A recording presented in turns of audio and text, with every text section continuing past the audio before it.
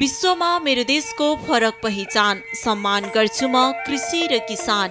कृषि संवाद युट्युब च्यानलमा यहाँलाई हार्दिक स्वागत छ। नेपालको कृषि विकासमा भएका उपलब्धि, कृषकहरूका संघर्ष र कृषि विकासको बाधकका रूपमा देखिने विभिन्न समस्या, महामारीको समाधानका लागि विज्ञको सुझाव लगायतका विषयवस्तु प्रस्तुत गरिने यस युट्युब च्यानलबाट प्रसारित अन्य नयाँ भिडियो सामग्रीहरू हेर्नका लागि यस च्यानललाई सब्स्क्राइब गरी नजिकैको बेल आइकनलाई समेत दबाउन नभुल्नुहोला। यो हो मोरङ जिल्लाको सुदूरपूर्व उत्तरमा पर्ने केराबारी गाउँपालिका। केराबारी गाउँपालिका कृषि प्रधान पालिका भएका कारण यहाँको कृषि विकासमा स्थानीय सरकारले प्रभावकारी कार्यक्रम सञ्चालनलाई प्राथमिकता दिएको छ। केही भौगोलिक विकटतालाई चिर्दै कृषकका समस्या समाधानका लागि विशेष कार्यक्रम सञ्चालन गरिरहेको केराबारी गाउँपालिकाले वास्तवमै जनप्रतिनिधिको आगमन पश्चात भने कृषि विकासको क्षेत्रमा लामो फड्को मारेको पाइन्छ।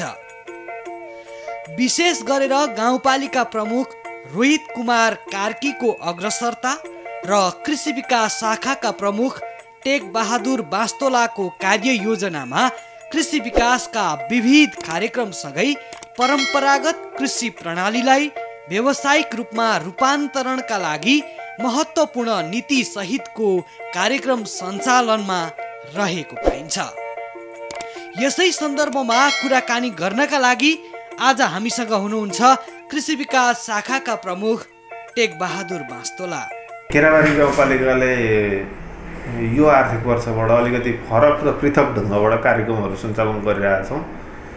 मूलतः म तपाईँलाई जोड्न खोजेँ, हाम्रो यो 6औं गाउँसभाबाट कृषिलाई व्यवसायीकरण गर्ने भन्ने जुन नीति अनुरूप हामीले 6औं गाउँसभाबाट नै केराबारी गाउँपालिकाको कृषि ऐन 2077 पारित गरेका छौँ। यो कृषि ऐन को कार्यान्वयनका लागि हामीले अहिले चाहिँ यो आर्थिक वर्ष 77-78 मा थुप्रै किसिमका कार्यक्रमहरू ल्याएका छौँ।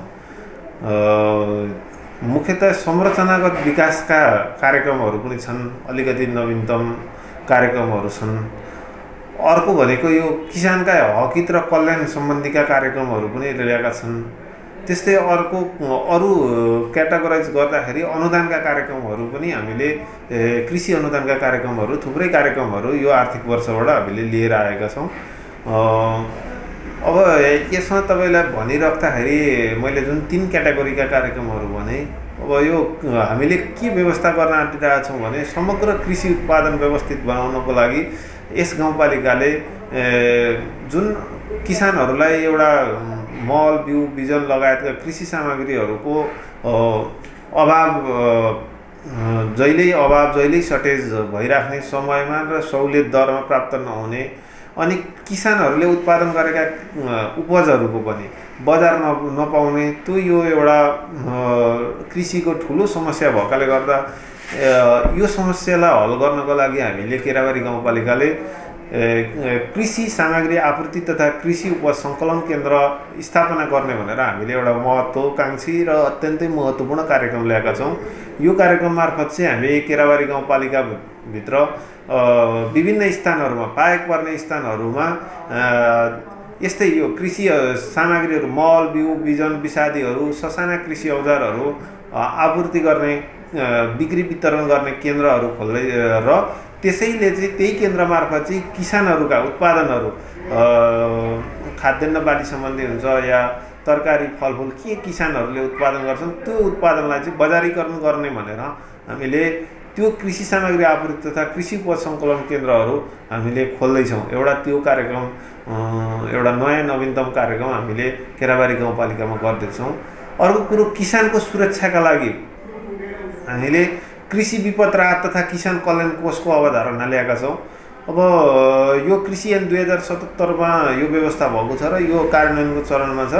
हामीले प्रत्येक कृषिका कार्यक्रमहरूबाट 1% रकम पट्टा गरेर त्यो फन्डमा जम्मा गर्छौँ र कृषिका निर्माण, संरचना निर्माण, बजारको लागेका ठेक्काहरू लगायत यी विविधबाट उठ्ने चाहिँ पैसाबाट चाहिँ 1% त्यो फन्डमा जम्मा गर्ने र गाउँपालिकाले त्यो फन्डका लागि केही बिउ पुँजीको रूपमा पैसाहरू को व्यवस्था गरेको छ। त्यसरी हामीले एउटा किसानको लाई भइपरि आउने समस्याहरू, बाढी पहिरो, जुन कृषिमा एउटा महामारीका रोग किराहरूको प्रकोप आतंक छ, अब यसबाट चाहिँ कृषि व्यवसाय सुरक्षामा एकदम अप्ठ्यारो भयो। तपाईको बिमाका कार्यक्रम पनि अगाडि बढ्न सकेनन्। त्यसैले यी सम्पूर्ण रूपमालाई चाहिँ सम्बोधन गर्ने भन्दा हामीले कृषि विपद राहत तथा किसान कल्याण कोषको अवधारणा ल्याएर यो किसानको सुरक्षाका लागि काम गर्दैछौँ। अब अर्को अनुदानको कुरा गर्नुभयो। हामीले थुप्रै किसिमका अनुदानहरूको व्यवस्था गरेका छौँ। विगतमा टुक्रे अनुदानले गर्दाखेरि कृषिको व्यवसायीकरण हुन सकेन भन्दा अहिले हामीले फार्म डेभलपको रूपमा चाहिँ कृषिका अनुदानहरू यो के भन्छ कृषि विकास कार्यक्रम सञ्चालन कार्यविधि 2077 ल्याएर चाहिँ यो टुक्रे आयोजनाहरू भन्दा पनि अलिकति फार्म डेभलपको रूपमा विकास गर्ने भन्दा हामीले कृषि यान्त्रिकीकरणका कार्यक्रमहरू, मौरी पालन, मौरी उद्योग स्थापना गर्ने कार्यक्रमहरू, च्याउ खेती उद्योग स्थापना गर्ने कार्यक्रमहरू, फलफुलका पनि व्यावसायिक फार्म स्थापना गर्ने कार्यक्रमहरू लगायत सिँचाइमा अहिले यो केराबारी गाउँपालिकामा सिँचाइको समस्या व्यापक भएकाले गर्दा यो सिँचाइको समस्या समाधान गर्नका लागि सिँचाइ साझेदारी कार्यक्रम कार्यान्वयन कार्यविधि 2076ले व्यवस्था गरे अनुसार चाहिँ हामीले सिँचाइका भरपूर रूपमा कुलाहरू मर्मत गर्ने, निर्माण गर्ने लगायत तपाईको वर्षातको पानी सङ्कलन गर्न प्लास्टिक पोखरीहरू निर्माण गर्ने अनि अझै नवीनतम सिँचाइका प्रविधिहरूका लागि ठुला खालका थोपा सिँचाइका कार्यक्रमहरूलाई अनुदानको रूपमा लाउने जस्ता यी विविध कार्यक्रमहरू ल्याएका छौँ। लगभग यी केराबारी गाउँपालिकाले यी बाहेक अन्य किसानहरूलाई मोटिभेसन गर्ने विभिन्न किसिमका तालिमहरू कृषि विज्ञ, कृषि अनुसन्धानकर्ता र कृषि प्रसारकर्ता साथै कृषकहरूलाई चाहिँ एउटै थलोबाट चाहिँ उहाँहरूको समस्या समाधान गर्नका लागि विभिन्न किसिमका गोष्ठीहरू आयोजना गर्ने लगायत यस्ता कार्यक्रमहरू ल्याएका छौँ र निकट भविष्यमा कृषक परिचय पत्र वितरण गर्ने पनि हामीले सोच राखेका छौँ। यसरी काम गरिरहँदाखेरि के छ वास्तवमा गाउँपालिकामा सबैभन्दा राम्रो उत्पादन हुने र सम्भावना राम्रो बोकेको कृषि उपज के हो र त्यसको बजारीकरण कस्तो छ? मुख्यतः यो गाउँपालिका त मोरुङ जिल्ला भन्ने बित्तिकै एकदम तराईको जिल्ला भनेर सम्झिन्छन् मान्छेहरूले, तर हाम्रो भूगोल 70 मिटरदेखि 2100 मिटरसम्मको भूगोल छ। यहाँ हाम्रो वडा नम्बर 1, 2, 4 नम्बर वडा र 5 नम्बरको केही माथिल्लो भूभागहरू साथै 3 नम्बरको माथिल्लो भूभागहरूमा एक किसिमको पहाडी हावापानी छ। हाम्रो त्यहाँ फलफुल खेतीहरू व्यापक सम्भावना छ, त्यही किसिमले खेती भइरहेछ। तरकारी बेमौसमी तरकारी खेती भइरहेछ, तपाईँको चिया खेती भइरहेछ, कफी खेती भइरहेछ, एभोकाडो लगायत यी फलफुलहरू, किवी खेती, ओखर खेती लगायत यी फलफुल खेतीहरू भइरहेछ।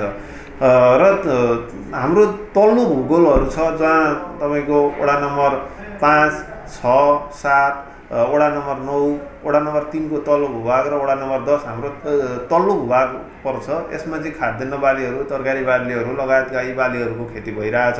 केही फलफुल खेतीहरू पनि भइरहेछ। अब फलफुलमा विशेष गरी कागती खेतीहरू भइरहेछ। अब यसलाई चाहिँ बजार प्रमोट गर्ने नि केराबारी गाउँपालिकाको कार्यक्रम छ, जुन हामीले बजार प्रमोट गर्नका लागि चाहिँ यही कृषि सामग्री आपूर्ति तथा कृषि उपज सङ्कलन केन्द्र मार्फत चाहिँ हामीले चाहिँ बजार खोज्ने, बजारको लागि चाहिँ एउटा किसानहरूलाई चाहिँ मोटिभेसन गर्ने खालको कार्यक्रमहरू हामीले ल्याएको छौँ। तपाईँको उत्पादन गर्ने जो कृषकहरू हुनुहुन्छ उहाँहरूसँग आबद्ध कृषि सहकारीहरू पनि हुनुहुन्छ होला यो क्षेत्रमा, अनि सँगसँगै तिनै कृषि सहकारी मार्फत कहीँ उत्पादन गर्ने, कहीँ प्रशोधन गर्ने र कहीँ बजारीकरण गर्ने, यो उद्योग स्थापना गर्ने जो एउटा चेन अफ कमान्डको एउटा सिस्टम बसाउन सक्ने सम्भावना चाहिँ छ कि छैन? मुख्यतः हामीले जुन यो शाखाले कृषि साथै सहकारी शाखा पनि हेर्ने भएकोले गर्दाखेरि हामीले उत्पादनमा कृषि सहकारीलाई जोड्न खोजेकै छौँ, बहुउद्देश्य सहकारीहरूलाई पनि उत्पादनसँग जोड्न खोजेको छौँ। अब केही कामहरू भएका छन्। अब मुख्य हाम्रो लक्ष्य नै सहकारी समूह कृषि फर्म मार्फत कार्यक्रमहरू जाउन्, एउटा चाहिँ व्यवस्थित फार्म डेभलप होस् भन्ने नै कार्यक्रमको चाहना हो। अब विगतमा केही भएका त छन्, अब बिस्तारै अब यसमा हामीले चाहिँ जोड्ने काम गर्न खोजिरहेछौँ। कृषि उत्पादनका लागि व्यावसायिक रूपमा कृषि कर्ममा लाग्ने किसानहरू जस्तो मौरी होला, च्याउ होला, अन्य के शीर्षक चाहिँ प्रमुख छन् गाउँपालिकामा? गाउँपालिकाको मुख्यतया अहिले हामीले मौरी पालनलाई प्राथमिकता दिएका छौँ। फलफुल खेती हाम्रो पहाडी भूभागहरू धेरै भएकाले गर्दा फलफुल खेती, नगदे बालीमा चिया, अदुवा लगायतका बालीहरूलाई प्राथमिकता दिइरहेका छौँ। तल्लो भूभागमा खाद्यान्न भएकाले गर्दा खाद्यान्न बालीका लागि पनि हामीले प्राथमिकता दिइरहेका छौँ। अब कागती खेती विशेष गरी यहाँ गाउँपालिकामा मुख्यतया कागती खेती बेसी हुने गर्दछ। कागती, किवी खेती माथिल्लो क्षेत्रमा तपाईँको हाम्रो 1 नम्बर र 2 नम्बर वडामा राम्रोसँग किवी खेती हुने भएकाले गर्दा हामीले यी यस्ता बालीहरूलाई चाहिँ वडा पिच्छेको त्यो जुन गोलमा के हुन्छ त्यही आधारमा चाहिँ हामीले चाहिँ सम्भाव्यताका आधारमा चाहिँ प्राथमिकताकरण दिँदै गइरहेका छौँ र त्यही अनुसारका कार्यक्रमहरू ल्याइरहेछौँ। कृषि शाखालाई कार्यक्रम इम्प्लिमेन्टेसनमा केही समस्या छ? कृषि शाखालाई मुख्यतः समस्या त नभएको होइन, हामी अलि मेन पावरको कमी छौँ। त्यो पनि पदपूर्तिका लागि केराबारी गाउँपालिकाले करारमा चाहिँ लोकसेवाबाट नआइपुगुन्जेलीका लागि करारमा कार्यक्रम गर्ने भनेर हामी त्यसको अगाडि बढिसकेको छ। अब अलि जटिल भूगोल भएकाले गर्दा कृषि प्रसारका कार्यक्रमहरू पहाडी भूभागहरूमा पुर्याउन गाह्रो भइरहेको छ। अरूमा त्यो लगायत बजेटिङहरू लगायतमा गाउँपालिका एकदम सकारात्मक छ। गाउँपालिकाले कृषिलाई यो वर्ष त उच्च प्राथमिकता दिएर काम अगाडि बढाइरहेछ। मुख्यतया समस्या यही नै हो, मेन पावरको समस्या छ। थोरै मेन पावरले यो जटिल भूगोल छ हाम्रो 10 वटा हेर्नुपर्ने भएकाले गर्दाखेरि हामी त्यो मेन पावरहरू नै व्यवस्थापनमा लागेका छौँ र हाम्रो केही समयमा मेन पावर पनि पदपूर्ति हुन्छ होला। यहाँकोले पनि हाम्रो यस केराबारी गाउँपालिकाको कृषि सम्बन्धीका कार्यक्रमहरू उजागर गर्ने प्रयास गर्नुभयो, यहाँलाई पनि धेरै धन्यवाद। मोरङ जिल्लाको यो केराबारी गाउँपालिका थोरै तराई क्षेत्र र अधिकांश पहाडी धरातलले सिँगारिएको गाउँपालिका भएका कारण यहाँ तराई र पहाडी हावापानीमा सुहाउने कृषि उपज उत्पादन राम्रोसँग फस्टाएको पाइन्छ। यहाँका कृषकहरू व्यावसायिक मौरी पालनतर्फ पनि अग्रसर रहेको पाइन्छ, जसको ज्वलन्त उदाहरणका रूपमा केराबारी गाउँपालिका वडा नम्बर 9 बिराजेका कुलबहादुर मगरलाई लिन सकिन्छ। मैले चाहिँ अब अहिले दुईटा भनौँ न, अहिले उन्नत जातको मेलफेरा र अब पहिलेको हाम्रो लोकल भनौँ न सेरेना। मेलफेरामा चाहिँ मेरो 19वटा छ, सेरेना अहिले 4वटा 5वटा छ। अब त्यसको उसमा चाहिँ के चाहिँ अलिकति फरक पर्दो रहेछ भने चाहिँ मेलफेरा भनेको यो पश्चिमी राष्ट्रबाट 52 सालमा मात्रै होला सर यो हाम्रो नेपालमा भित्रिएको होइन जस्तो लाग्यो मलाई। मैले पनि थोरै मात्रै उगिरहेको थिएँ र उत्पादनको हिसाबमा चाहिँ अब मेलिफेराले चाहिँ अलिकति बढी नै दिन्छ र यो सानो सेरेनाले चाहिँ अब त्यसमा चाहिँ अलिकति त्यसको चाहिँ थोरै उत्पादन थोरै दिन्छ होइन। यो मेलिफेरा चाहिँ अब हामी कृषकहरूको लागि अलि मेहनत र परिश्रम पनि गर्नुपर्दो रहेछ सर त्यो मेलिफेराको लागि चाहिँ होइन। किनभने अब त्यो सेरेनाले जति त्यसले अलिक टिक्न नसक्दो रहेछ, यो जस्तै झरी बादल बर्खा होइन त्यसमा चाहिँ अलिकति त्यसले अलिक कमजोरी भनौँ न, अलिक कमजोरी हाइब्रिड र लोकल जस्ट भनौँ न त्यस्तोमा पर्दो रहेछ यो मेलिफेरा चाहिँ। त्यसो हुनाले त्यसलाई चाहिँ धेरै नै अलिकति ख्याल गर्नुपर्दछ हामी कृषकहरू। चरण सर म यता उद्योगमा राधानगर होइन मैले लगेको ठाउँ भनौँ न होइन, राधानगर लगेँ मैले पहिला, त्यस पछाडि कदम चोक, त्यहाँदेखि मैले सर लान्छु जप्तीमा सप्तपति छेउमा छ मैले। चरणमा जस्तो अवरोध गर्ने होइन, किसानहरूका मौरी चाहिँ डढाएर खाइदिने, चोरिदिने त्यस्तो पनि समस्याहरू सुन्न भएको छ, तपाईँले भोग्नु भएको छ? मैले अझसम्म भोग्नु चाहिँ भोगेको छुइनँ सर, तर त्यस्तो घटनाहरू चाहिँ अब कुनै साथीहरूको त्यो घटेको थियो होइन। तर हाम्रोमा चाहिँ त्यस्तो भएको छैन। विषादीको कारणले मौरीलाई कतिको प्रभाव पार्यो? तपाईँको चरणमा त्यस्तो कुनै समस्या आयो? विषादी सम्बन्धीमा चाहिँ सर त्यसमा चाहिँ अलिकति कृषकहरूले ख्याल गरिदिए चाहिँ राम्रो हुन्थ्यो सर होइन।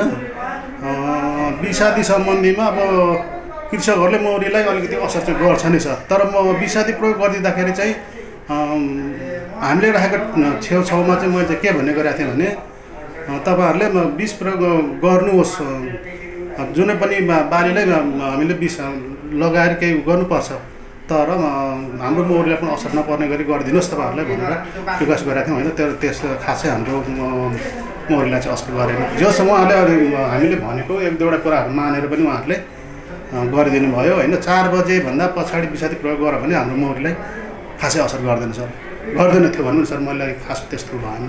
जस्तो विषादी नै प्रयोग गर्नु उत्तम होइन, तर मौरी चरणको क्षेत्रलाई मौरी राखेको ठाउँमा विषादी प्रयोग गर्नु 4 बजे होइन राति नै प्रयोग गरे पनि मौरीलाई असर गर्छ। तपाईँले कसरी बुझ्नु भएको छ होइन। त्यसकोले दिने मह, हामीले जो गुणस्तरीय मह उत्पादन गर्छौँ होइन, मौरीको चाहिँ तपाईँको महको पनि गुणस्तर मापन गर्ने हो भने गुणस्तरमा केही चाहिँ समस्या आउँछ, त्यो स्वास्थ्यकर मानिँदैन। अर्को कुरा जस्तो मौरीले परागसेचनमा त महत्त्वपूर्ण भूमिका खेलिराखेको हुन्छ होइन। यो कुरामा तपाईँहरूलाई यसो चराउन जाँदाखेरि तोरीमा भयो, फापरमा भयो होइन, मौरी चराउन लाँदाखेरि किसानहरूले चाहिँ जहाँ मौरी बढी चरेको छ उत्पादन बढ्छ भन्ने कुरा बुझेको पाउनु भएको छ कि छैन? एकदम हो सर। त्यो जति पनि अब त्यो स्रोत जहाँ छ बढी चाहिँ फलफुल जहाँ बढी छ त्यहाँ नै मको उत्पादन बढी नै हुन्छ, यो चाहिँ हो सर। हो, तर किसानहरूले बुझ्नु भएको छ कि छैन? जस्तो तोरी किसानहरूले चाहिँ त्यसरी अलिकति बुझिसकेका छैन सर। भरसक चाहिँ हामी राख्ने ठाउँमा भन्छौँ होइन, मौरी लगेर राखेको ठाउँमा मौरीले चाहिँ हर बालीलाई चाहिँ एकदम राम्रो गर्छ, मौरीले चाहिँ एकदेखि अगाडि उसमा गएर परागसेचन गरिदिन्छ, त्यसको उत्पादन बढ्छ भनेर चाहिँ हामी भन्छौँ। तर 1-2वटा किसान दाजुभाइसँग हाम्रो अलिकति 1-2वटा कुरा पनि भएको थियो होइन, तर उहाँहरू पछि बुझेर राख्न चाहिँ दिनुभएको थियो। जस्तो यो मौरीको बजार, जस्तो मह उत्पादन गर्नुहुन्छ, बजार चाहिँ कहाँ हो त? बजार मैले अहिलेसम्म बजार गएको छु, म अलिकति सुरुवातमा छु होइन, अहिले चाहन्छु 1-1.5 वर्ष मात्रै भएको छु। त्यसो हुनाले मैले बजार गइसकेको छुइनँ। म अहिले म आफ्नै घरमै चाहिँ यसो बाट नै बिक्री गरिरहेको छु। कृषि विकास कार्यक्रममा केराबारी गाउँपालिकाले के गर्दैछ, कस्ता योजना तथा कार्यक्रमलाई प्राथमिकतामा राखेर अगाडि बढिरहेको छ, यिनै सन्दर्भलाई प्रश्न पार्दै केराबारी गाउँपालिका मोरङका प्रमुख रोहित कुमार कार्की। मैले पालिकामा निर्वाचनमा जाँदा जनतासँग गरेको घोषणापत्रको बाचा र कार्यपालिकामा आइसके पछाडि हामीले कृषि क्षेत्रमा लिएको लक्ष्यका बारेमा तपाईँलाई म जानकारी गराउन चाहन्छु। खास गरेर हाम्रो निर्वाचित भएर केराबारी गाउँपालिकामा हामी आइसक्यौँ र यो गाउँपालिका आएको 1 महिना पनि राम्रो नबित्दै नि हामीले ठुलो एउटा विपदलाई बिहोर्नु परेको थियो। त्यो भनेको बाढी पहिरो अत्यन्तै ठुलो थियो। त्यो बावजुद पनि हामीले त्यसलाई नियन्त्रण जनताको बिचमा भएको पिरमार्कालाई सम्बोधन गर्ने हिसाबले हामी सफल पनि भयौँ र खास गरेर केराबारी गाउँपालिका मोरङ जिल्लाको 17वटा पालिकाहरू मध्येमा भूगोल क्षेत्रका आधारमा ठुलो पालिका र ठुलो पालिका मात्रै होइन, प्राकृतिक सौन्दर्यता र अलिकति चाहिँ पहाडी क्षेत्रहरू भएको वडाहरूमा चाहिँ सिङ्गो हिजोको गाउँपालिकाहरू अहिले वडामा परिणत भएको अवस्था छ। त्यस्तो ठाउँमा हाम्रो चाहिँ धेरै कृषिसँग सम्बन्धित धेरै सम्भावनाहरू बोकेको गाउँपालिकाको हो। त्यसो हुनाले यो गाउँपालिकाभित्र हामीले कृषि क्षेत्रमा लगानी गर्ने पहिलो वर्ष त्यति हामीले चाहिँ कार्यक्रमहरू राख्न सकेनौँ। हामीले सङ्घीय सरकारबाट आउने सशस्त्र अनुदानका कार्यक्रमहरूलाई निरन्तरता दियौँ। केही चाहिँ आर्थिक आय आर्जनका निम्ति भनेर गाउँपालिकाबाट छुटिएको बजेटहरूलाई चाहिँ कृषि पकेट क्षेत्र, तरकारी, फलफुल सामान्यतया हामीले त्यो कार्यक्रमहरूलाई अगाडि बढायौँ र जो गाउँपालिकाको कृषि ऐनहरू पनि हामी बनाउन थाल्यौँ र हामीले कृषिमा ठुलो परिवर्तन गर्नुपर्छ। केराबारी गाउँपालिकाको एउटा तराई क्षेत्रमा धान फल्छ भने पहाडी क्षेत्रमा चाहिँ गुराँससम्म फुल्ने भूभागहरू छ। त्यसो हुनाले यो धेरै प्राकृतिक सौन्दर्यताले पनि भरिपूर्ण भएको ठाउँमा हामीले चाहिँ कृषिलाई चाहिँ बढी प्राथमिकता दिनुपर्छ भनेर हामी लाग्यौँ र हाम्रो चाहिँ भर्खरै चाहिँ कृषि शाखाबाट कृषि समितिहरू कृषि ऐनहरू सबैहरू चाहिँ पूर्णता पाइसकेको अवस्थाहरू छ र यो वर्ष हामीले विगतमा पनि हामीले धेरै कामहरू गऱ्यौँ तर पनि यो वर्ष चाहिँ अलिक कृषिमा अलिकति बढी नै हामीले चाहिँ लगानी गरेर स्वरोजगार आय आर्जन गर्ने हिसाबले कृषि क्षेत्रलाई चाहिँ विभिन्न पकेट क्षेत्रको रूपमा कृषि तरकारी पकेट क्षेत्रको रूपमा सामूहिक कृषकको अवधारणाहरूलाई अगाडि सार्ने गरी हामीले कामहरू गर्न लागेका छौँ र अलिक ठुलो भोल्युममा अहिले हामीले बजेटहरू छुट्याएका छौँ। अब निर्वाचन ताकामा आफ्ना विचारसँग आफ्ना घोषणापत्रहरूसँगको सबै कुराको मेल गाउँपालिकामा खान सक्दैन। निर्वाचित पछाडि कतिपय घोषणापत्रसँगकै स्पिडमा दौडिन सकिँदैन, त्यो बाध्यता पनि हो। तर पनि चाहे जुनसुकै राजनीतिक पार्टीले आफ्नो घोषणापत्रमा आफ्नो कुरा अगाडि सारे पनि निर्वाचित भइसकेपछि पनि गर्ने आधारहरू चाहिँ तिनै हुन् र हामीले त्यो घोषणापत्रका आधारलाई टेकेर हामीले कृषि समूहहरू बनाउने, कृषि प्रयोजनमा आउने सामग्रीहरू अनुदानमा दिने, 50% पनि अनुदानहरूमा दिने, कहीँ चाहिँ 100% अनुदानमा दिने, अथवा हामीले पकेट क्षेत्रमा कृषिसँग रहेका तरकारी खेतीहरू भए अथवा चाहिँ कागती पकेट क्षेत्रहरू भए यस्ता चिजहरूको घोषणा गर्ने, अकबरे अथवा चाहिँ चियापत्ती अथवा चाहिँ विभिन्न किसिमका किवीहरू चाहिँ यस्ता चिजहरूपट्टि बढी आकर्षण गर्नका निम्ति चाहिँ हामीले विशेष गरेर पहाडी वार्डहरूमा बढी फोकस पनि भएका छौँ र यो वर्ष हामीले बजेट राखेका छौँ र हामीले अहिले चाहिँ अलिकति हाम्रो कृषिभित्रको कृषि शाखाले बनाएको कार्यक्रमहरूमा अझ अलिकति चाहिँ आय आर्जनका लागि अलिकति हामीले अलिक बढी चाहिँ स्पेस दिएर चाहिँ काम गरिरहेका छौँ। हामीले अब मौसम अनुसारको चाहिँ सिजनल चाहिँ चिजमा हामीले च्याउ खेतीहरूको कुराहरू अगाडि सारेका छौँ, मौरी पालनहरूको कुराहरूलाई अगाडि सारेका छौँ, हामीले माछा पालनहरूलाई प्रोत्साहित गर्ने कुराहरूमा अगाडि हामीले बजेटहरू सारेका छौँ र अहिले हामीले आह्वान पनि गरिरहेका छौँ र वैदेशिक रोजगारबाट फर्किने युवाहरू स्वदेशमा स्वरोजगार बन्न चाहन्छन्, त्यो पनि कृषिमा बढी चाहिँ हामीले चाहिँ काम गर्छौँ भन्ने हिसाबले चाहिँ उहाँहरू लाग्छन् भने उहाँहरूलाई हामीले चाहिँ कृषि अनुदान मार्फत सम्बोधन गर्ने र सामूहिक कृषक गर्ने समूहहरूलाई चाहिँ कृषि चाहिँ सामग्रीदेखि लिएर बिउ बिजनदेखि लिएर विभिन्न किसिमको चाहिँ टेक्निसियन सबै उपलब्ध गराएर उनीहरूलाई प्रोत्साहित गर्ने र उनीहरूलाई सरकारले दिने कृषिमा हुने लोनको लागि पनि हामीले सम्बन्धित निकायहरूमा चाहिँ सिफारिसहरू पनि गर्ने र विशेष गरेर कृषक अथवा किसानहरूको हकहितका निम्ति चाहिँ कोषहरू पनि खडा गर्दै जाने भन्ने अवधारणाहरू चाहिँ हामीले अहिले अगाडि सारेका छौँ।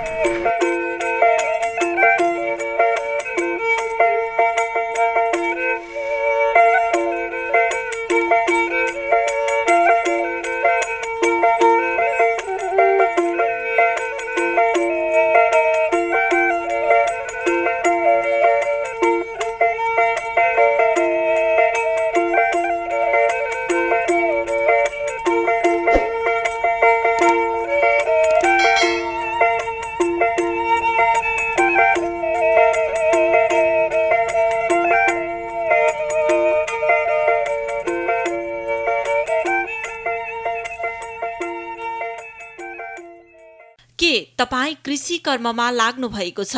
तपाईको व्यावसायिक यात्रालाई सफल बनाउन हामी निशुल्क विज्ञापन निर्माण गरिदिन्छौं। कम लागतमा वृत्तचित्र अर्थात् डकुमेन्ट्री निर्माण गरी प्रचार प्रसारका लागि हामीलाई अवश्य सम्झनुहोस्। हाम्रो सम्पर्क नम्बर हो 9801423067। यस च्यानललाई सब्स्क्राइब गर्नुभएको छैन भने सब्स्क्राइब गरी नजिकैको बेल आइकनलाई समेत दबाउन नभुल्नुहोला।